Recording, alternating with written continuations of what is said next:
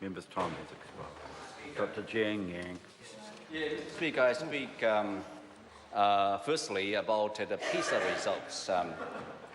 Now, according to the program, the latest program of International Student Achievement, or PISA, findings relating to New Zealand has been doing very well. Actually. The results show that New Zealand has consolidated and improved its place in the top half of OECD after a fall in rankings in 2012.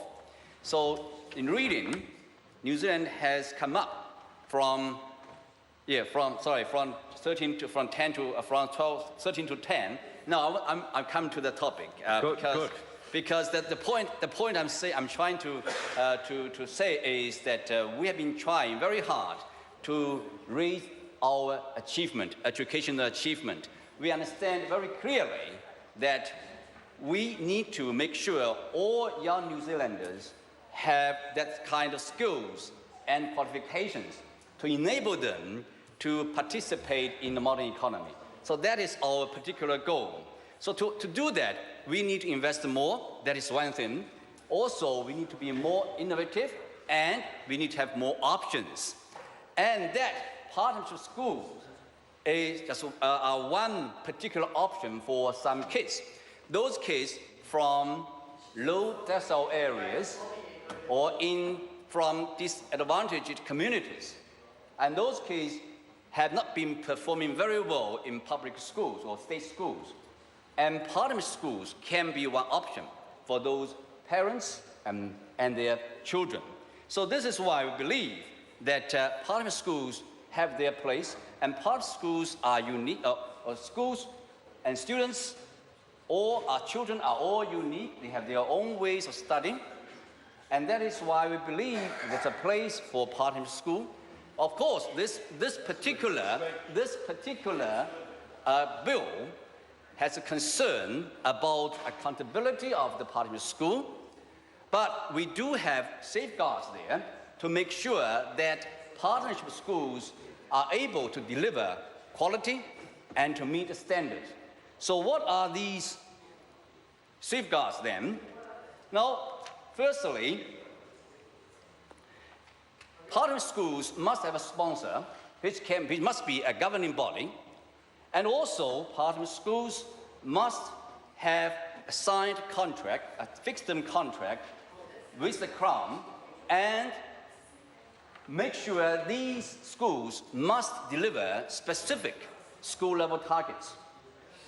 So if they are not able to deliver the targets, the minister could simply end the contract and the partnership school needs to be closed. So this is a particular safeguard. Of course, we have more safeguards.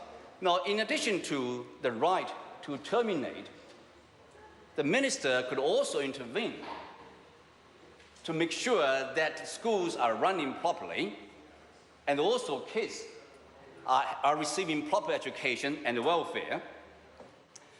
Now, partnership schools may have a greater transparency than state schools because they have to report quarterly, 6 monthly, and annually to the Ministry of Education and also to the Partnership School Authorization Board.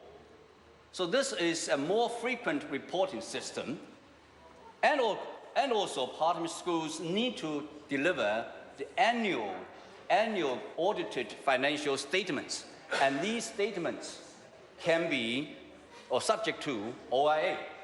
So this is another safeguard.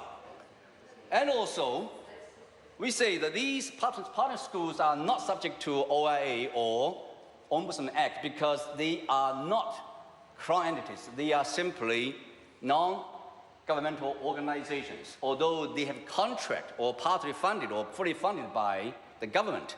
But there are many NGOs who deliver services and who are partly or fully funded by the government, but they are not subject to OIA or Ombudsman Act.